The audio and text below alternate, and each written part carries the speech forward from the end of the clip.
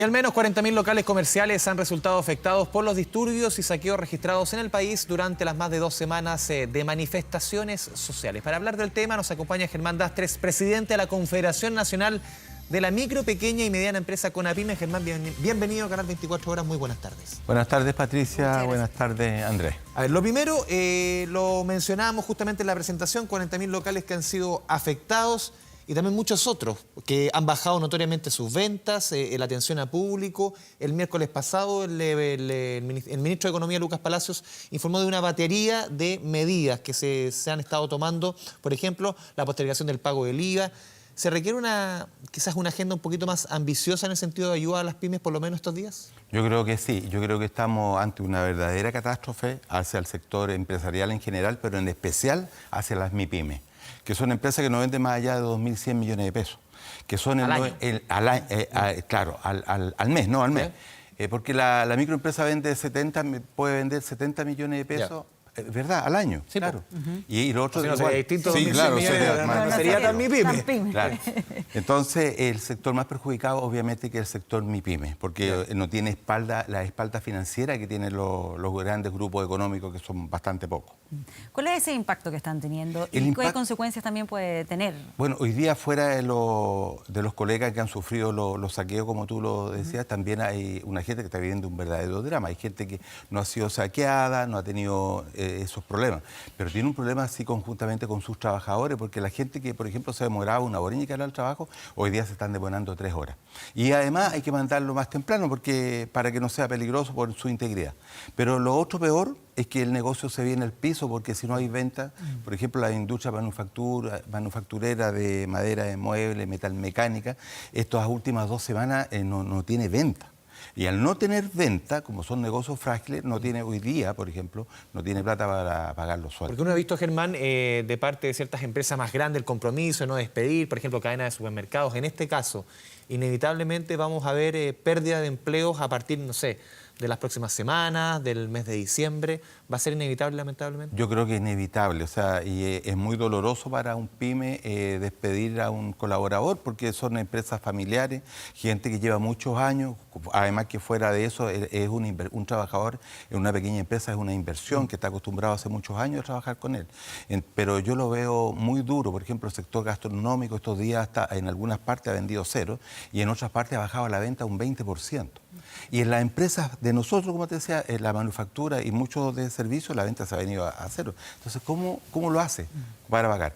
Además que nosotros, antes de que quedara esta explosión social, que nosotros empatizamos con ella, ya veníamos con muchos problemas porque en Chile la economía, desgraciadamente, en la medida que pasan los tiempos, se ha monopolizado cada vez más en un 1% de los empresarios. Claro. O sea, esto termina siendo como un detonante.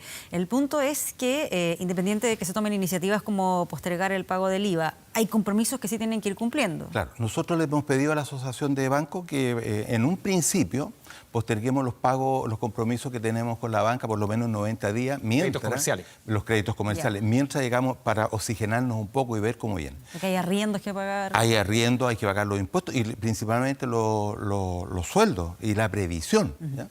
Entonces, si a nosotros nos dan unos 90 días para oxigenarlo, ya sería un aliento. Y por otro lado, le hemos pedido al Ministerio de Economía que haga créditos blandos a costo cero de 2 millones de pesos para los microempresarios, que son las empresas que no venden más allá de 70 millones al año. Un crédito blando que sea por lo menos a unos 36 meses, cero costo y con 6 meses de gracia. Germán, ayer el ministro de Hacienda, aquí en un canal vecino, en Canal 13, admitió que la recaudación de IVA, por lo menos las últimas semanas, de parte del fisco ha caído un 25%.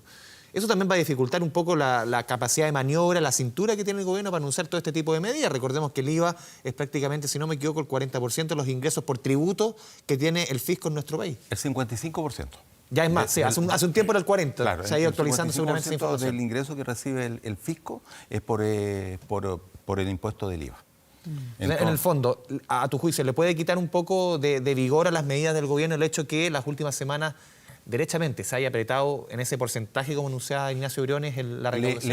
Le va a quitar fuerza, pero yo creo que aquí hay una responsabilidad del Estado, digamos, porque nosotros estamos tenemos que construir un país y yo no sé, ya es un problema del ministro de Hacienda, si se tendrá que endeudar, pero hoy día, digamos, para salir del atolladero necesitamos ¿Cuál un es el apoyo sector del más Estado. golpeado de todos? ¿Es el gastronómico? El sector más golpeado, sin duda, el sector del comercio, detallista, que es el que ¿Qué tiene tipo de locales, por ejemplo, para que la gente entienda? los almacenes, los mini mercados, por ejemplo.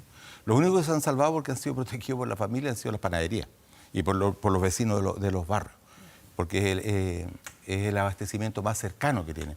Pero en general, la gente que presta servicio, que vende cosas para, no sé, reparación de vehículos, de maquinaria, todos esos vehículos todos esos locales han sido fuertemente afectados. Sí.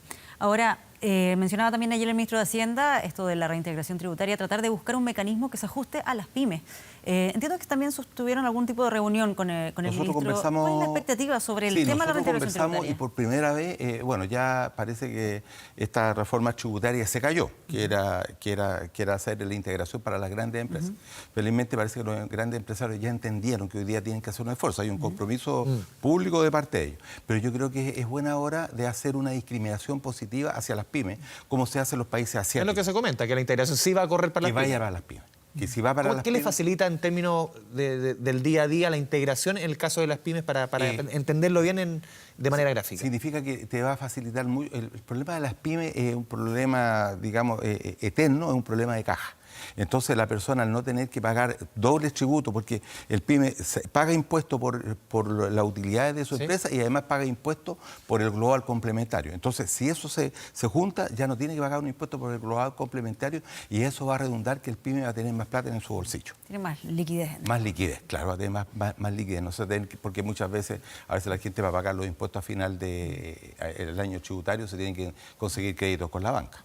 Ya, pero quedaron con la sensación de que se va a avanzar por ese camino. Por eso pregunto cuál es la expectativa después de la reunión. Nosotros tenemos una expectativa bastante buena porque además que cuando se estaba viendo este proyecto en la Cámara de Diputados, tanto la oposición como el sector gobernista, ante esta diferenciación, digamos, apoyaron en un 100% el apoyar a las pymes. Germán, ustedes como CONAPYME han hecho, volviendo al tema de la movilización, han hecho un cálculo más o menos en número de afectación de empleo de esta coyuntura. Todavía no lo tenemos, pero obviamente que es muy grave, porque, por ejemplo, a ver, ejemplos concretos, tengo amigos del transporte que tenían que llevar una carga a Antofagasta y han llegado a Calera y se han tenido que devolver. Entonces, obviamente que es un tiempo perdido y no hay facturación. Entonces, no hay plata de retorno.